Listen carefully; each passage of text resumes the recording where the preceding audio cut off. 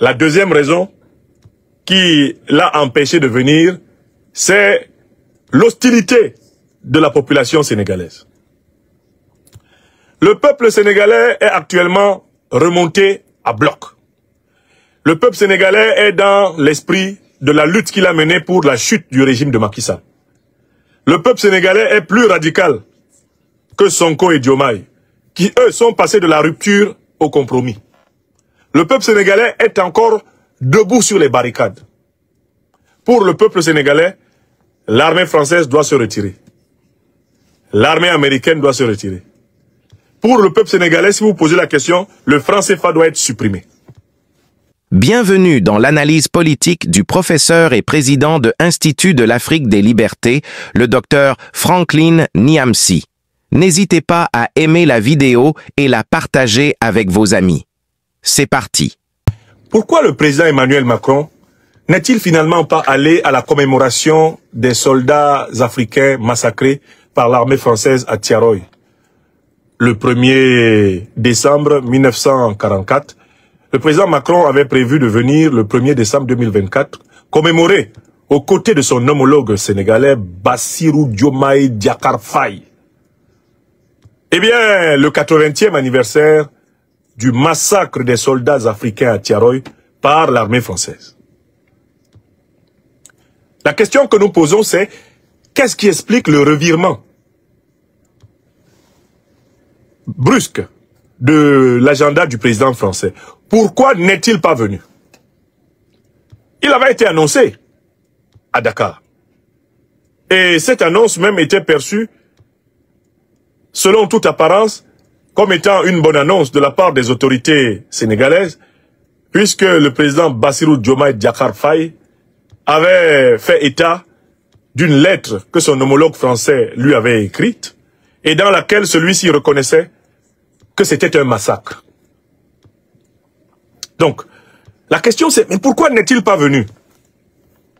Bon, je vais vous donner, comme d'habitude, une liste de raisons auxquelles j'ai réfléchi. Il y a 5 raisons pour lesquelles il n'est pas venu. 5.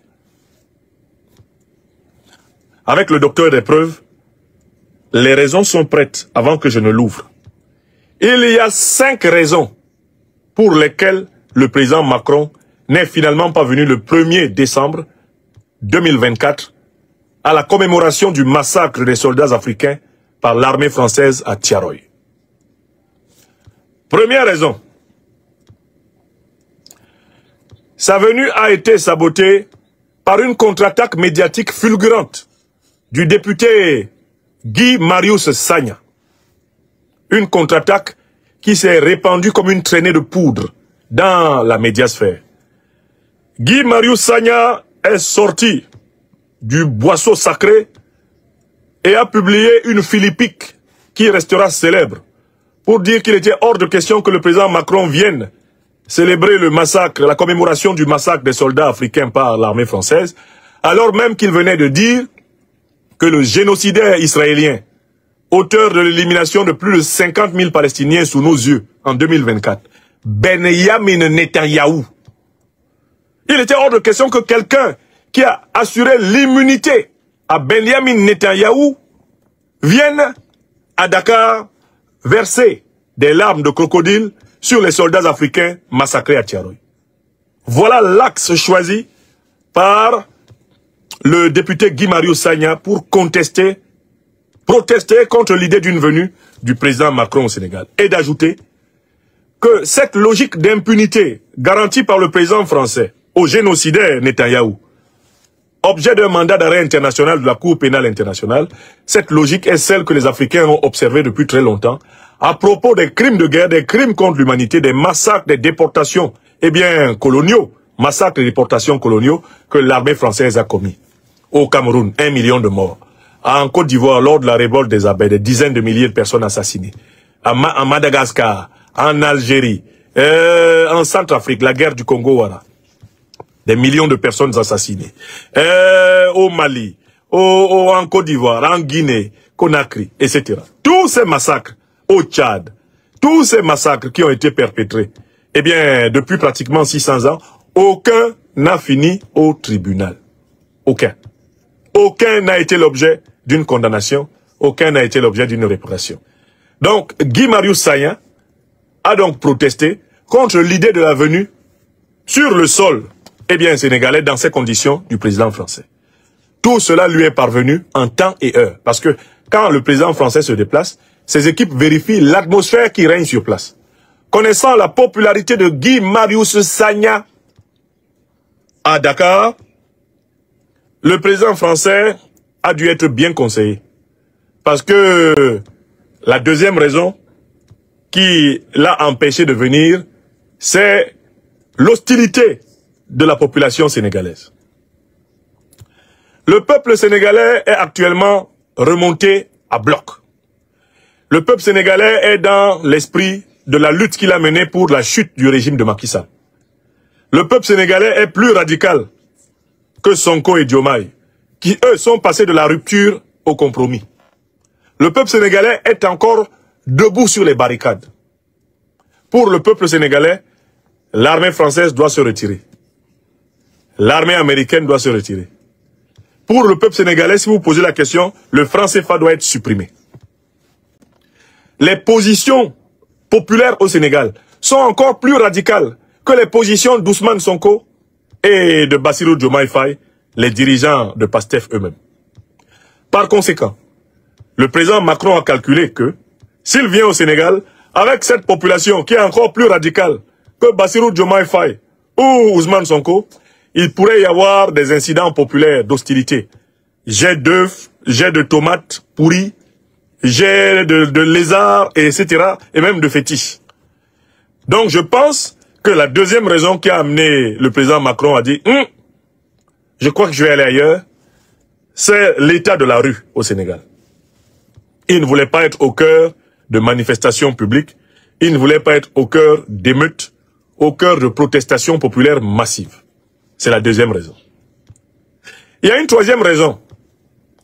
Elle renvoie à la ruse de Bassirou Diomaye Diakhar Faye, le président sénégalais. J'ai appelé le président sénégalais et son premier ministre les aventuriers ambigus parce que ce sont des artistes du coup fourré.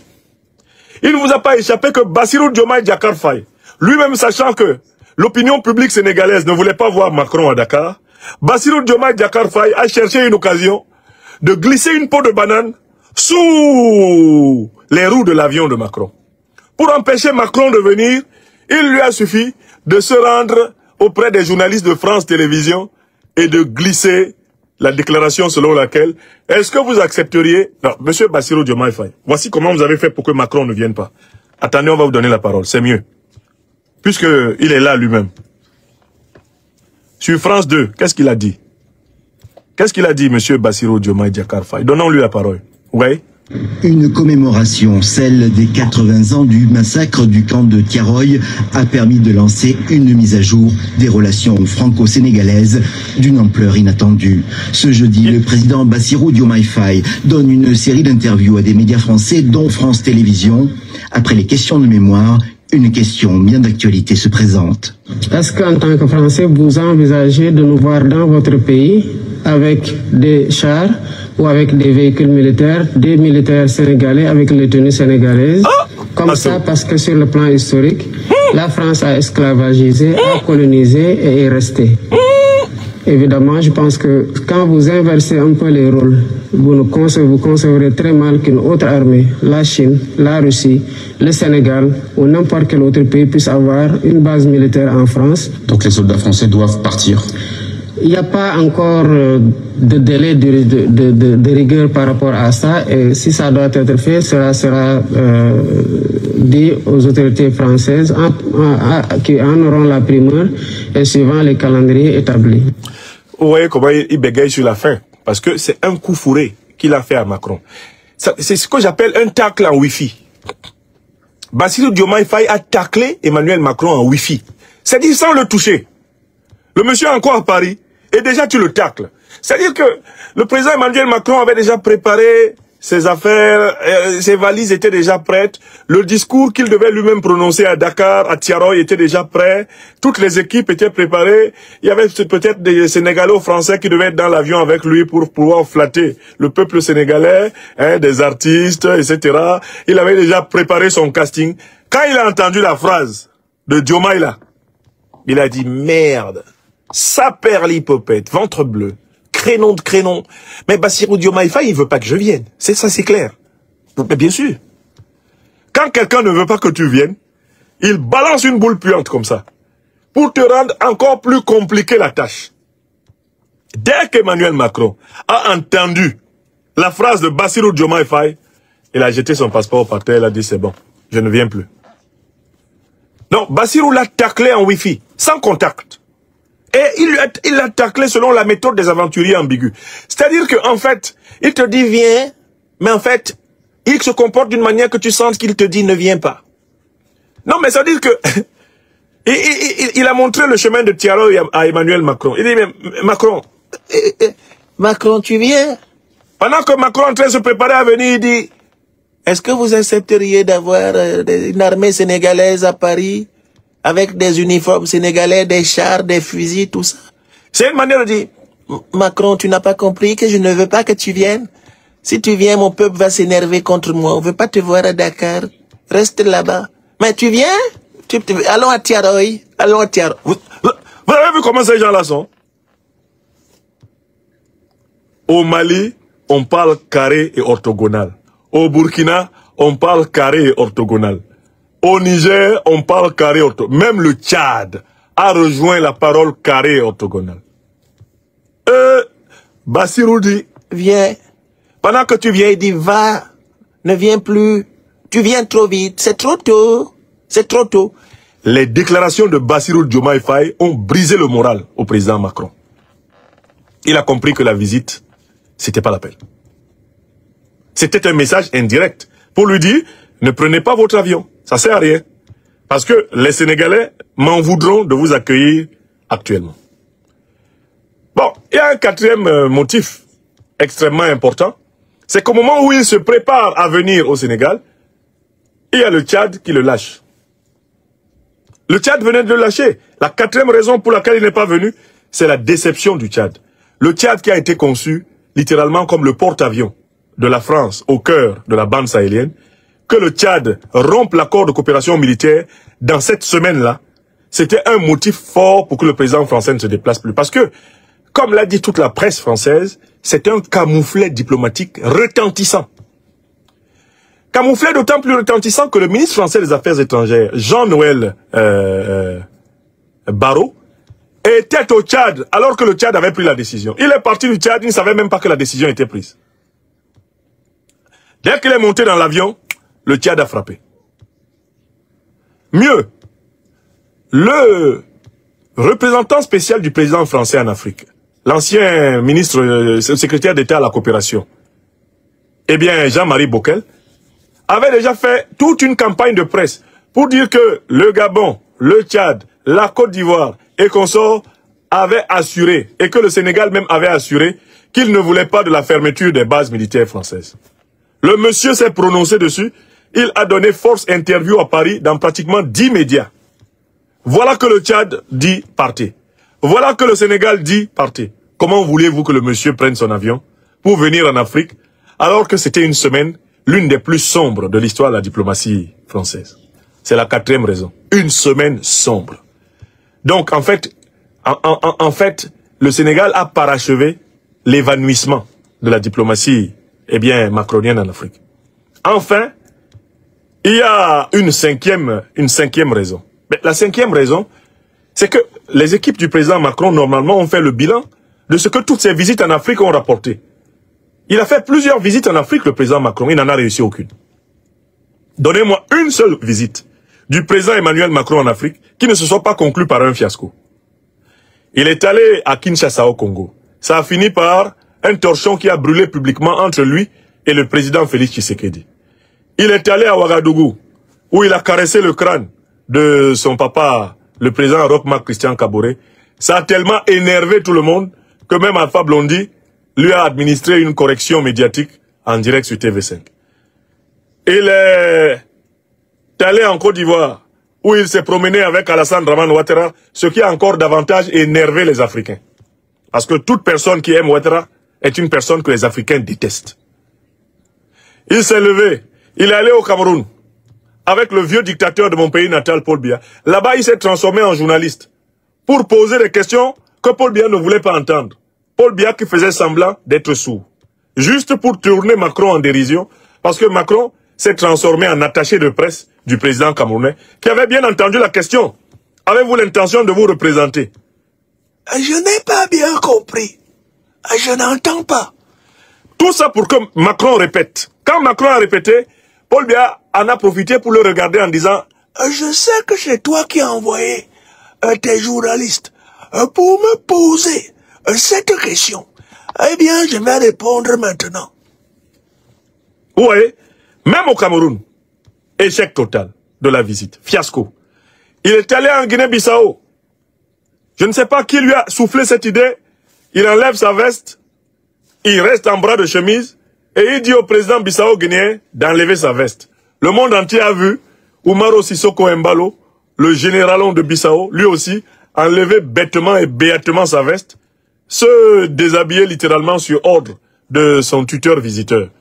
La visite de Bissau a tourné à l'eau de saucisse. Donc, il n'y a pas eu une seule visite. Il est allé au Tchad en avril 2021 pour adouber Mahamat Idriss Déby Itno qui venait de faire un coup d'état très sanglant pour prendre le pouvoir après la mort sanglante de son père. Est-ce que ça a amélioré l'image de marque du président Macron? Non. Je ne connais pas une seule visite africaine du président Emmanuel Macron qui ait réussi. Il est donc possible que ses conseillers lui aient dit « Monsieur le Président, c'est pas la peine d'y aller. » C'est pas la peine d'y aller parce que de toutes les façons, on y est allé 5 fois. 5 fois, on est revenu pire qu'à notre départ. Donc, s'il vous plaît, restez sagement ou allez ailleurs. Voilà comment le président Macron s'est donné d'autres priorités et il n'est pas venu. Vous comprenez? Voilà les 5 raisons pour lesquelles il n'est pas venu. Je vous les ai données et vous ne manquerez pas de vérifier les analyses de votre serviteur dans les prochains jours, parce que il y aura toujours des détails qui vont sortir et qui vont vous confirmer ces raisons. Mais toutes les raisons pour lesquelles il n'est pas venu sont là. C'est que, en fait, il est au plus mal de son histoire à la tête de la République française. Nous allons le voir. Il est au plus mal. Et en Afrique, il ne risquait pas de trouver un bain de jouvence. Il ne risquait pas de trouver une bouffée d'oxygène. Au contraire, le président Macron incarne la défaite complète de la politique africaine de la France. Il est le président qui a conduit la France au plus bas en Afrique. Et cela est vrai du point de vue de toute la classe politique française et du point de vue de tous les observateurs politiques africains. Au point qu'on en est venu, pour certains observateurs politiques, à souhaiter que le président Macron séjourne plus longtemps à la tête de la France pour que par ses erreurs, ses fautes, ses bévues, sa maladresse, soit accélérée la libération de l'Afrique du néocolonialisme français. C'est une thèse très répandue dans les médias africains et dans les réseaux sociaux africains que paradoxalement, le président Macron aura été utile à l'Afrique. Par la maladresse de sa politique africaine, il a aidé les Africains à se libérer encore plus vite et plus rapidement du joug de la France. Lisez les réseaux sociaux africains, vous les conseillers de l'Élysée qui écoutez mes conférences, pour pouvoir en tirer matière à me persécuter. Lisez les réseaux sociaux africains et vous verrez que plusieurs Africaines et Africains considèrent le président Macron comme le meilleur partenaire involontaire de la lutte souverainiste africaine. Parce que la succession de fautes qu'il a commises a été du pain béni pour l'émancipation du continent. Écrivez ça. Tilana Yomi. Écrivez ça. Tilana. En langue bassa bantou, ça veut dire écrivez. Chers téléspectateurs, vous avez été les témoins privilégiés de cette analyse politique profonde et inspirante avec le Dr Franklin Niamsi. Maintenant, c'est à vous. Réagissez en commentaire, partagez vos réflexions et vos idées. Si cette vidéo vous a éclairé, n'hésitez pas à l'aimer et à la partager avec vos amis. Ensemble, nous construisons l'Afrique de demain. À très bientôt.